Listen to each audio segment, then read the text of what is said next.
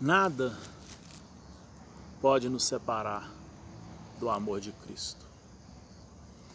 O prefácio é a saudação, começando o livro de Coríntios, né? 1 Coríntios, Paulo ele dá graças, ele faz um prefácio de saudação onde ele fala, né? Paulo, chamado pela vontade de Deus para ser apóstolo de Jesus Cristo, e o irmão Sóstenes.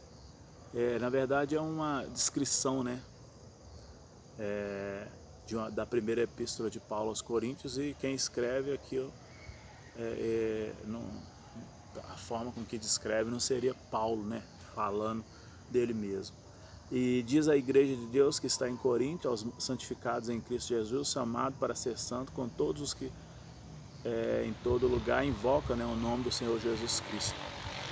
E ele logo em seguida faz uma ação de graça no capítulo 1, de 4 a 9, que ele diz, né, sempre dou graças a Deus a vosso respeito, a propósito de sua graça que vos foi dada em Cristo.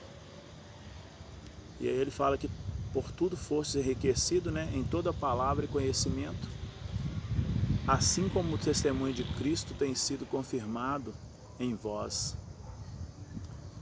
E aí no final ele termina dizendo, fiel é Deus, né, pelo qual foste chamado a comunhão de seu Filho Jesus Cristo com o nosso Senhor. Interessante que Deus ele cria o ser humano, né, para ter um relacionamento com ele.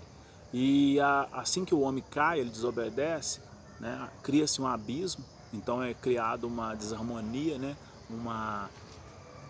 como acontece na ecologia, por exemplo, na biologia, quando ceifam-se, né, uma floresta, né, e a fauna fica toda, entra, né, em desequilíbrio. Então assim como um sistema que uma vírgula, um ponto ele foi colocado fora do contexto, e daí cria, né, se um problema ali, o sistema já não é mais perfeito. E assim o homem ele afastou-se de Deus. E quando Jesus vem e paga o preço, e não simplesmente cobrindo o pecado com o sacrifício, mas lavando, tratando o pecado na raiz, dessa forma Cristo restaura essa comunhão, né? E aí, de certa forma, edifica a igreja, que somos nós, templos, né, que somos nós, e a igreja na ideia de um apoiar-se no outro. E é o que Paulo faz aqui. Você vê que ele faz uma exortação à unidade, logo em seguida, né? Em Coríntios ainda 1, porém do 10 ao 17, ele diz, 1 Coríntios, né? Rogo-vos, irmão, pelo nome de nosso Senhor Jesus Cristo, que faleis todos a mesma coisa, e que não haja entre vós divisões, antes sejais inteiramente unidos na mesma disposição mental e o mesmo parecer. Pois, a vosso respeito, fui informado pela casa de Cloe de que há contenda entre vós. Ele referindo, né, a uns dizendo que era de Paulo, outros que era de Apolo, e outros que era de Cefas. E até hoje nós vemos, né, as divisão. Ele diz, dou graça porque a nenhum de vós batizei, exceto Cristo e Caio, para que ninguém diga que foste batizado em meu nome. Batizei também a casa de Estefano, além deste não me lembro de ter batizado algum outro, porque não me enviou Cristo para batizar, mas para pregar o Evangelho, não com sabedoria de palavra, mas que não anule, né, a cruz de Cristo.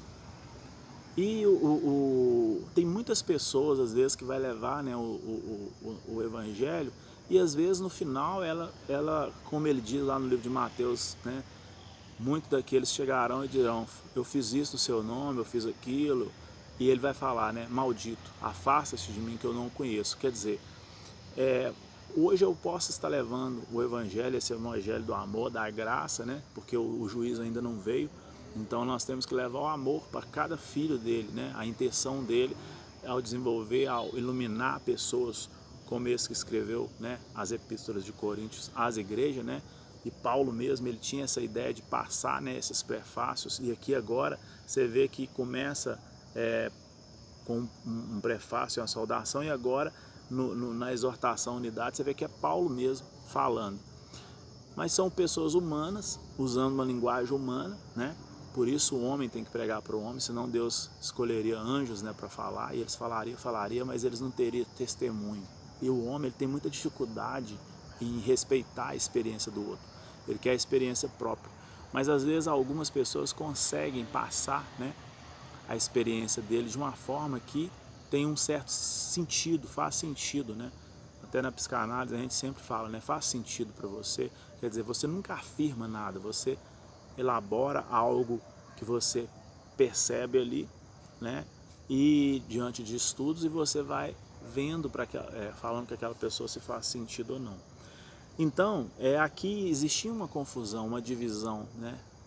E hoje, como hoje as igrejas, né, têm divisão de um segmento que pensa de uma forma, outro de outra, até várias religiões, e dentro da mesma religião, e nós temos que levar simplesmente a mensagem da cruz, de um Deus Pai, Todo-Poderoso, Criador dos céus e da terra, de tudo que neles há, de insondáveis, né, mistérios, conhecimento e criação, que se faz pequeno para fazer nós pequenos grandes, a ponto dele dar o seu próprio filho, né, não poupando, para que todo aquele, né, que nele crê, ele entra dentro dele e equilibra esse mal que na desobediência ele colocou para dentro. E a mensagem da cruz ele deixa aqui ainda no 1 Coríntios 1, né, de 18 a 25, onde ele diz: certamente a palavra da cruz é loucura para os que se perdem, mas para nós que somos salvos, poder de Deus, pois está escrito: destruirei a sabedoria dos sábios e aniquilarei a inteligência dos instruídos. Onde está o sábio? Onde está o escriba? Onde o inquiridor desse século, porventura, não tornou Deus loucura a sabedoria do mundo?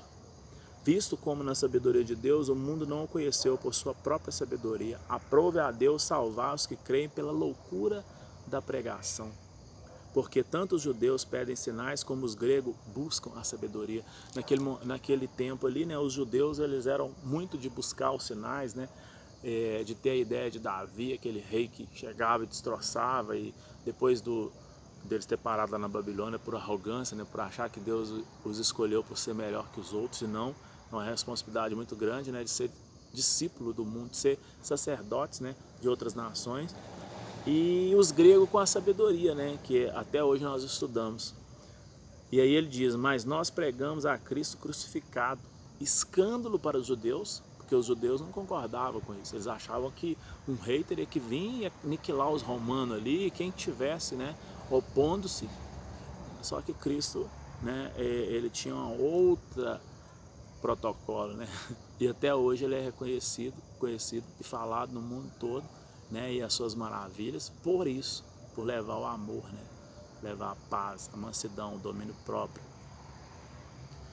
Então era tanto escândalo para os judeus como loucura para os gentios.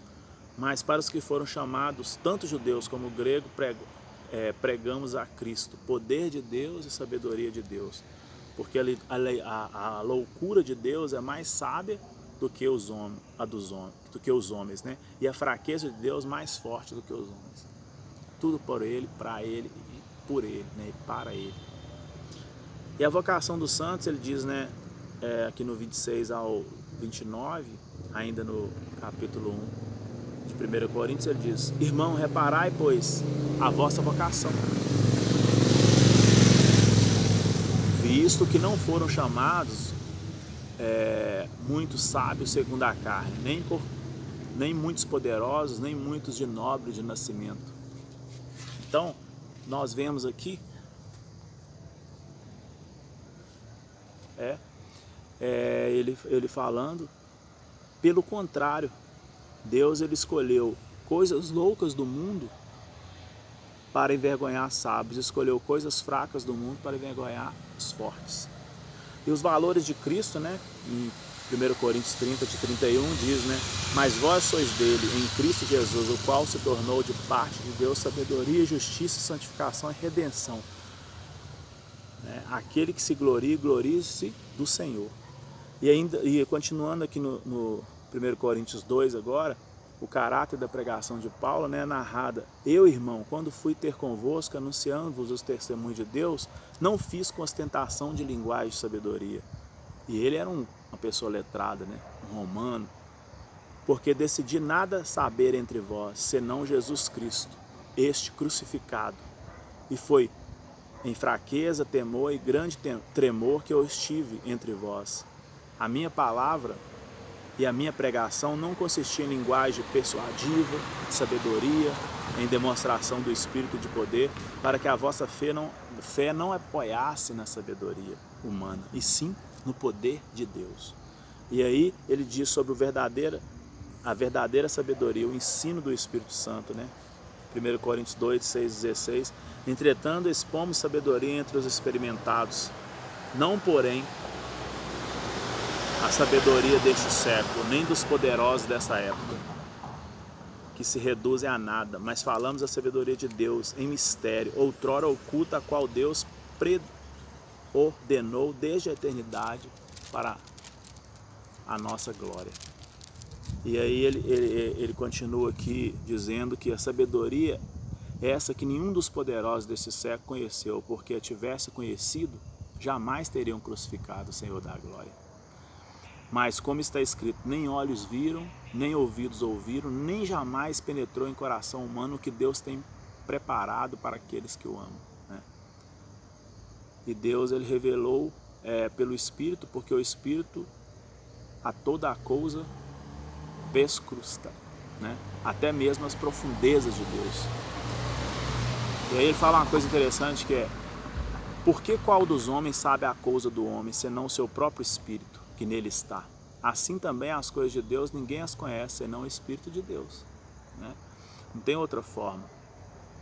E o homem natural ele não aceita as coisas espirituais, porque são loucuras, né, para entendê-la, porque ele não tem discernimento espiritual.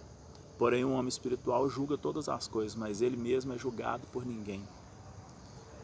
Pois quem conheceu a mente do Senhor? Quem possa instruir ele? Nós, porém, temos a mente de Cristo. Deveríamos, né? E as dimensões demonstrando a falta de espiritualidade, ele narra aqui em Coríntios 3, né, de 1 a 9, ele diz: eu, porém, irmão, não vos pude falar como a espiritualidade, sim como a carnal, como as crianças em Cristo. Quer dizer, ele falava na carne, né, de coisas da carne, porque se ele falasse só espiritual, ninguém ia entender ainda. Estavam ainda galgando, né, alguns patamares. Porquanto, havendo entre vós ciúmes e contenda, não é assim que sois carnais e andais segundo o homem? Quando, pois, alguém dizer, eu sou de Paulo e outro de Apolo, essas brigas, né, de religiões e tal, né, que hoje nós vemos aí, naquela época era de pessoas, né, defendendo um ou outro, né? Então ele vê que isso é imaturidade, né, na fé. E ele fala aqui da responsabilidade dos que ensinam, olha só. A responsabilidade que Israel deveria ter percebido, né? E não por ser melhores, mas a responsabilidade que eles tinham. Ele diz: segundo a graça de Deus que me foi dada, lancei o fundamento como prudente construtor, e outro edifica sobre ele. Porém, cada um veja como edifica, porque ninguém pode lançar outrora fundamento além do que foi posto, o qual é Jesus Cristo. Contudo, se alguém edificar sobre o fundamento ouro, prata, pedras preciosas, madeira, feno, palha, né, ou pelo dinheiro manifestada, né, se tornará a obra de cada um, pois o dia a demonstrará, porque essa está sendo revelada pelo fogo. E qual seja a obra de cada um, o próprio fogo provará. Se permanecer a obra de alguém que sobre o fundamento edificou, este receberá galardão. Se a obra de alguém queimar, sofrerá ele dano, mas esse mesmo será salvo, todavia, como que através do fogo. Então a sabedoria humana é sem valor, né? Como diz aqui, porque a sabedoria deste mundo é loucura diante de Deus, enquanto está escrito, ele apanha o sábio na própria astúcia deles. E outra vez o Senhor conhece os pensamentos dos sábios, que pensamentos são vãos. Portanto, ninguém se glorie dos homens, porque tudo é vosso. Seja Paulo, seja Apolo, né? Cefas. E aí ele fala, né? É voz de Cristo e Cristo é de Deus. Então, como esse vídeo que diminui o brilho, nesse momento, finalizando aqui 1 Coríntios 3, né? Esse estudo, e vai se apagando. Assim é o homem. Ele está ali brilhando e aí vai diminuindo a luz e vai diminuindo como a luz desse vídeo agora que eu gravo. E aí termina assim, até sumir por completo. Tudo passa. Ele fala, né, que às vezes passa pelo caminho e vê ali a flor bonita, na hora que você volta ela já está murcha. Assim é o homem. Mas Deus não, Deus é para sempre. Amém?